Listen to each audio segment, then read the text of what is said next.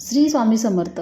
थंडीमध्ये भेटणारा हा आवळा तर आपल्याला मार्केटमध्ये बघू शकता एवढा स्वस्त भेटतो की या सीझनमध्ये खूप एकदम ताजा ताजा आणि फ्रेश भेटतो. तर अशा सीझनमध्ये आपण हा मोरावळा म्हणा किंवा आवळा कँडी किंवा काय म्हणतात बरेच प्रकार आहेत त्याच्यामध्ये, ते आपण नक्कीच केले पाहिजेत. कारण खूप छान असा ह्याचा गुणधर्म असतो, म्हणजे आपल्या शरीरासाठी अगदी केसांपासून पूर्ण शरीरापर्यंत आपल्याला खूप फायदेशीर ठरणारा हा आवळा आहे.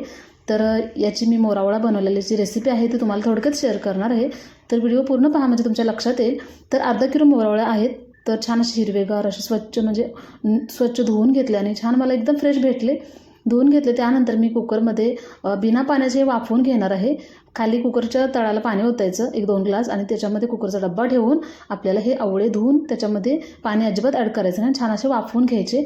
त्यानंतर आपल्याला एका चाळणीमध्ये काढून घ्यायचे आणि थंड झाल्यानंतर बघू शकता आपल्याला 3 शिट्ट्यांमध्ये हा आवळा एवढा छान शिजला आहे की अगदी ना त्याच्या पाकळ्या आहेत ना त्या बघू शकता एकदम छान अशा ओपन झालेल्या आहेत. आपल्याला एकदम म्हणजे अजिबात वेळ लागत नाही ह्याला सुट्ट्या सुट्ट्या करायला. आणि मध्ये जी बी असते ना ती फक्त आपल्याला काढून टाकायची आणि ह्या पाकळ्या पूर्ण आपल्याला एक साईडला करून घ्यायच्या आहेत. आणि नंतर आपल्याला ह्याच्यामध्ये गूळ ॲड करायचं आहे. तर गुळाचं प्रमाण किती ठेवायचं तर तुम्हाला मी सांगते.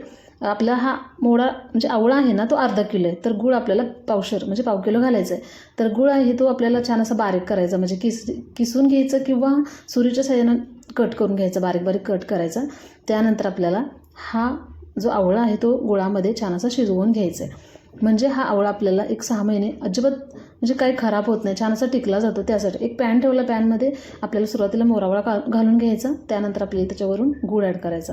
म्हणजे काय होतं पॅनला अजिबात चिकटत नाही आणि गुळाचं पाणी सुटतं. त्या पाण्यामध्येच आपल्याला हा आवळा आहे शिजवून घ्यायचा. याच्यामध्ये पाणी वगैरे अजिबात काय ॲड करायचं नाही. तर छान असा आवळा आपला म्हणजे मोरावळा तयार होणार आहे. तर ह्याला एक 20-25 मिनटं लागतात, कारण मंद गॅसवरती आपल्याला हा मोरावळा आपल्याला छान असं तयार करून घ्यायचा आहे. गॅसची फ्लेम जास्त केली तर करपण्याची शक्यता असते, एकदम म्हणजे लगेच पॅन काळा पडू शकतो आणि आपला जो मोरावळा त्याचा कलरसुद्धा चेंज होऊ शकतो किंवा त्याची चवसुद्धा जाऊ शकते. त्यासाठी एकदम मंद गॅसवरती आपल्याला हा मोरावळा छान असा पाणी आटेपर्यंत शिजवून घ्यायचा.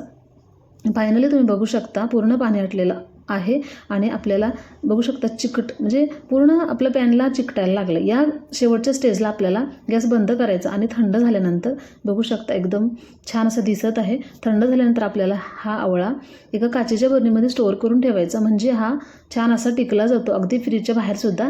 आणि बघू शकता जर तुमच्याकडं म्हणजे नाही काचेची भरणी नसेल तर थोडी प्लॅस्टिकची पण ॲड करू शकता, पण म्हणजे लवकर खाऊन टाका, जास्त दिवस हा टिकणार नाही.